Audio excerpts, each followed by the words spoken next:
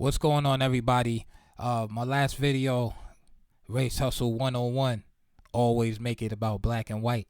Had some audio issues on the segment portions. I do apologize about that. Actually, wasn't audio issues. It was user error. It was user issues. That was my fault, and I do apologize for that. But I just wanted to show this video. This is a follow-up for those who are not familiar with what goes on in the New York subway system. Man, anything can happen at any time, and it's very random. And as you're traveling on the underground, police aren't right there all the time. There are certain stations and things like that. They just happen to be around. But often you're caught in a situation where the train is moving, something happens, and you're just a unfortunate spectator of whole situations, and hopefully you don't get hurt. And I showed this video to just shed some more light on the Daniel Penny situation that took place.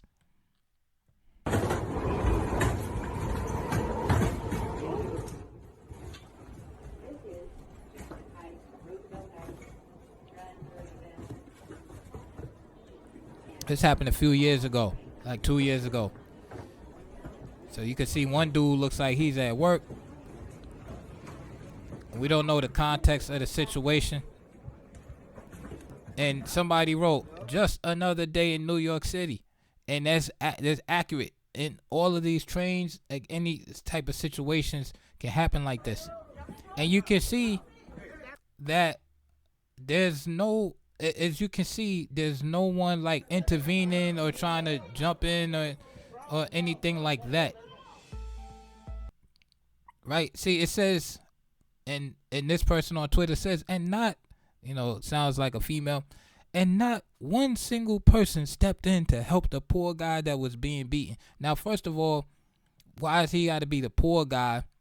Right? It looked like he was fighting too. If he would have got an upper hand, he would have got the upper hand. But listen, you had two equal combatants. They're going at it. One guy gets the best of the other guy, and you keep it moving. That's it. But the point that I'm making with this and the other video is that, unfortunately, right, in the Daniel Penny video, the other guy, wound up passing away. And now there's all this outrage, Black Lives Matter, this and that, Okay? Now, where was Black Lives Matter when this fight took place? I guess they weren't around because the black dude was victorious, so they just figured like, okay, we don't need to. Justice was served. Right? Reparations were administered. Right? The black guy won, so they didn't have to step in. All right? But even in this incident, somebody could have easily, died. Somebody hit their head on something, right? Doesn't mean someone intentionally went out to do this. No. But these type of things happen.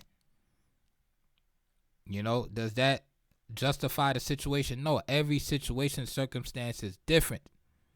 All right? So in that Daniel Penny situation, the jury decided that based upon all the evidence, all the testimony from the witnesses around, that this guy, Daniel Penny, who happened to be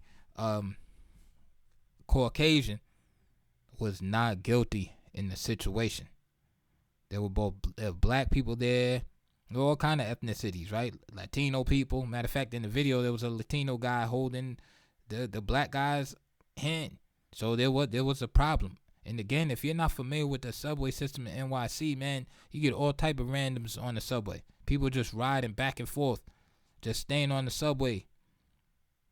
No place to go. Mentally ill. And just imagine you're in a subway ride. The train is going 60 miles an hour through the tunnels and stuff, and a guy just starts ranting and raving, saying he's gonna knock somebody off. He's gonna whack somebody. He doesn't care. He's ready today to crash out. He's up in your face. He's getting shit your girl's face, your grandmother's face. You're gonna sit there and wait for him to do something? You're gonna be, oh, he's mentally ill? let's wait for him to do something. Now, if you're familiar with NYC, a lot of people do exactly what you just saw. They let these guys, do what they're gonna do, and they keep it moving. And most of them, that's what they do. They may make some noise or whatever. Nobody confronts them and know whatever they have in the episode. People just want to get to their stop, and that's it. But what if it gets too close for comfort? And that's what seemed to be the case in the Daniel Penny situation. It got too close for comfort. And dudes made a move. It was like, all right, it's either going to be you or me, and it ain't going to be me. It's one of them situations. And what I feel that's disingenuous about it all is to try to turn it into a race hustle. Turn into a donation generator. Send all your money to this organization because we're gonna fight the race hustle. I mean, we're gonna fight the racial injustice and equality. Right now, we're gonna bring up Jim Crow and the black codes. Right now, we're gonna bring up Rosa Parks because of this situation. I have nothing to do with it. Right, capitalizing off the emotional frailty of many black people. Right? See, racism is a hot thing in America. If you talk to people from different countries, man, like Eastern Europe and stuff like that, you'll find that racism in America is like a special recipe, man. People come over here like, what the hell? Like, what is it? What are you guys on over here? Cause we got a racism recipe has spices and herbs, and it's just something that people from other countries just can't comprehend it. And unfortunately, a lot of black people in America are so programmed that it's like if racism is a hypnotic word that just puts them under a spell whereby they suspend their logic and their conscious reasoning, and they believe any type of narrative that is placed before them. It's if like I said, if Daniel Penny was black and the other guy was black, people would be like, yeah, it was completely justified. This guy was going crazy. The guy did what he had to do. It's unfortunate. The guy had, drugs in the system, this and that, which contributed to, him passing away. It might not even made national news. It might have just been a local story in New York City. However, got a white guy involved, black guy who's the victim. And remember, it has to be that dynamic. It always has to be the white guy is the one that ends up alive at the end or ends up, in a better situation, and the black dude ends up victimized. It can't be the other way around, right? So, for instance, you won't see a situation where there's a black cop and he beats up a white guy or shoots a white guy. Not that it doesn't happen. You just won't see that nationally. Those things will get swept under the rug because then it won't, it won't fit that hypnotic spell that we're all placed under, or they attempt to place us under. Right? You won't see the black guy being an aggressor in those situations unless it's against another black guy. See, we're used to that. We're used to the black on black crime, so there's no protest, there's no marching when all these rap guys get get whacked. There's no protest when Julio Fulio passed away down there in Florida, or King Von, right? Or FBG Duck, right? Or all of these rappers, right? When something happens to them, Yo Gotti's brother, there's no marching, there's no CNN news panel, right? There's no talk of systematic racism. It's just swept under the rug. This is par for the course. It's okay. You guys are doing it to each other. no racism detected, keep it moving. However, soon as a white person looks at a black person the wrong way, race hustle 101 comes to the rescue. The detectives go off, and there's racism detectives detect racism. Oh, you did not get that job, sir, because the corporation is racist. You were fired because the company is racist. Not because you came to work late 364 days out of the year. And because you used up all of your sick days and you still calling out sick. Or you're a no-call, no-show and just happen to be Super Bowl weekend. You didn't get fired because of that. Because your customer service was terrible. And you're arguing and fighting with the customers. You telling them to go somewhere else if they don't like it. They could leave if they don't like it. You telling them don't make the old you come out. Telling them don't get it twisted because you got a uniform on. Right? They don't know you. Right? You telling that to the customers. You tell them they could step outside, they could meet you after work, and then you get fired. It's racism. That's what you program to default all the failures, all adversity in life. You default to racism. That's what the programming is. So this is constantly put before us by these organizations, and that's why I asked a question in the last video, and I asked in this one: is Black Lives Matter run by black people? Is Black Lives Matter ultimately run and controlled by black people?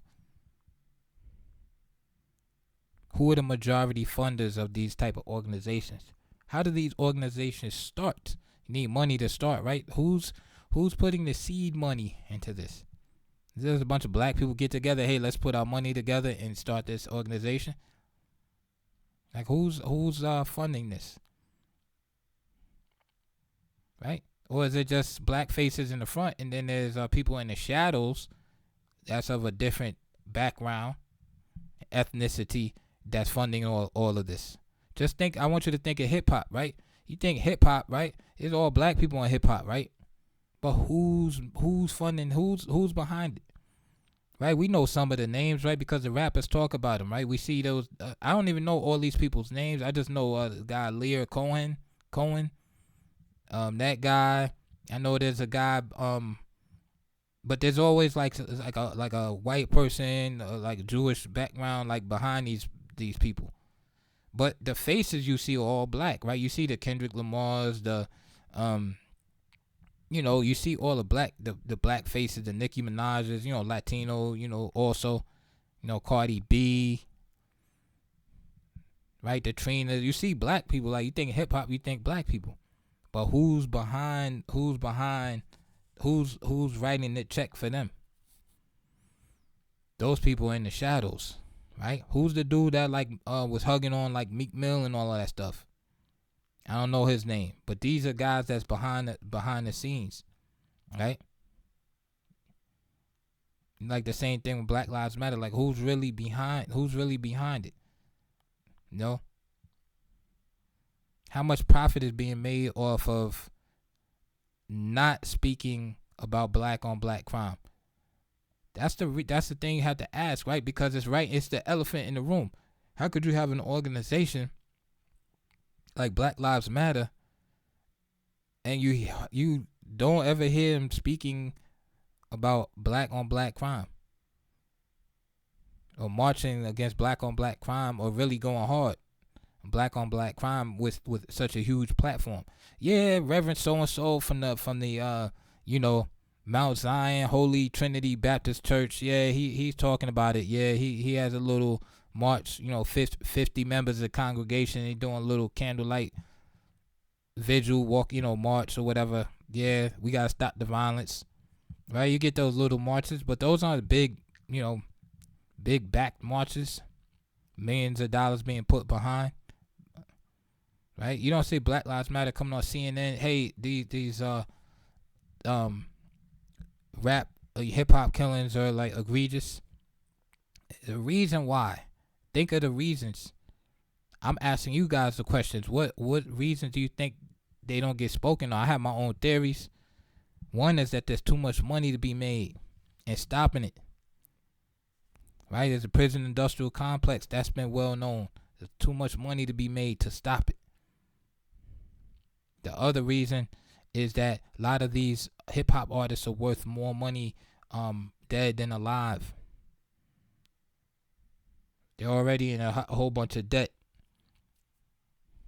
Not making hit songs, not recouping the money that they owe the record company as it is.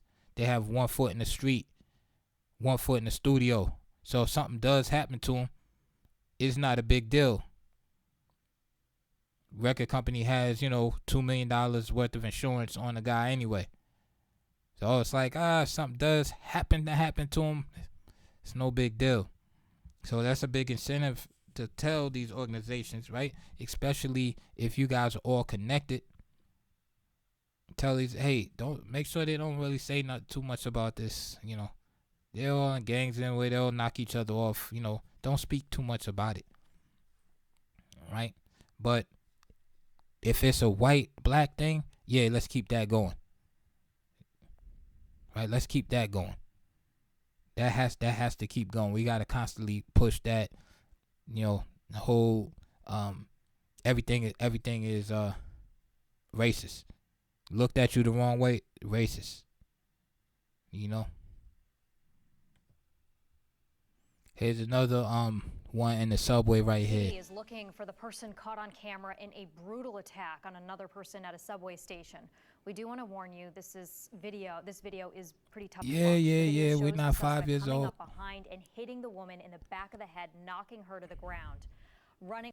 Yeah, so you see this dude right here. Obviously not a black dude, but listen, man. Again, if somebody grabbed this dude, somebody seen what happened and grabbed this dude and choked this guy out, for example, you know what I'm saying? People will be protesting and, oh, he was mentally ill or this and that and stuff, of that nature. Like I said, to me, it's orchestrated, right? To make it's almost like you victimize it's almost like you turn the criminal into the victim.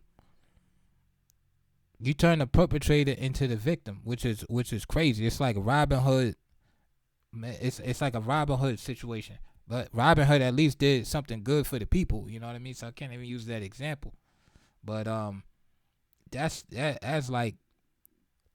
crazy. But I just showed these videos to give y'all a little example and insight on the type of stuff that happens in New York subway, man. It's like it ain't, it's not what people think. People come to New York for the first time, they think it's like gonna be like Made in Manhattan, with Jennifer Lopez. Everything's just gonna be, that is sweet. You get on that subway, man, it's a random thing. Like most of the time it's gonna be good, but maybe that one time, maybe trip number 19 out of 20, you're gonna see something. You're gonna see something crazy. But yeah, you get these people on there mentally ill, high, whatever, and making moves. And so that gives you some context on maybe why this guy Penny did what he did and why the people around him acted the way they did. Because you got to remember, these are New Yorkers. They're seeing this stuff on the regular. So it's kind of like, not only are people tired of it, but it's kind of like they understand also, like, okay, why he did what he did. That's why a lot of people are like, yeah, he did the right thing. Because, people are tired of being victimized. It's like the way they push the narrative is like, they want you to wait until you get victimized before you go into action. And that's not a natural response. Like, in other words, you got to get beat up first. You got to get stabbed first. You got to get robbed, assaulted first, and then go into action. No. People aren't trying to hear that. I know I'm not trying to hear that.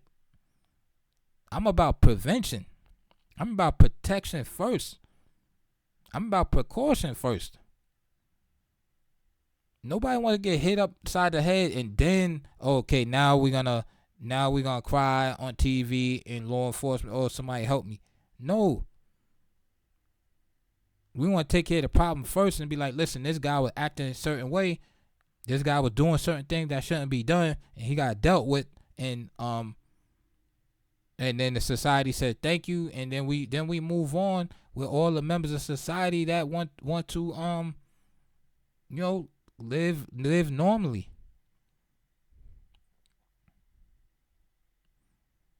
But again, like I said, they took this situation, this guy being white, and like, let's say how can we make some money off of this?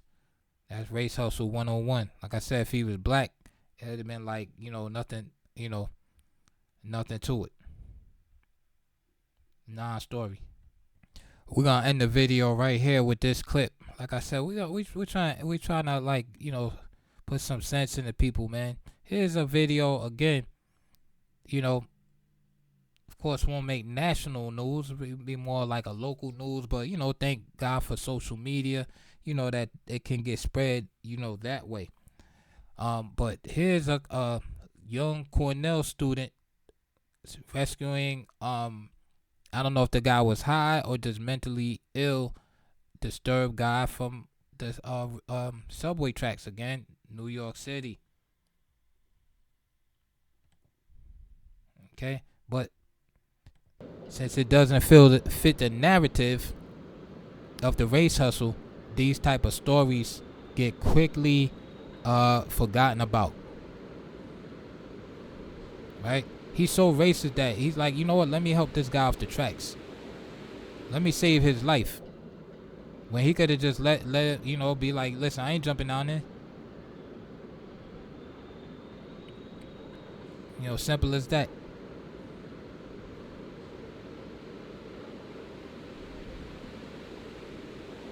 Anyway, let me know what you think, man. Get in the comments. Let me know what you think about the race hustle.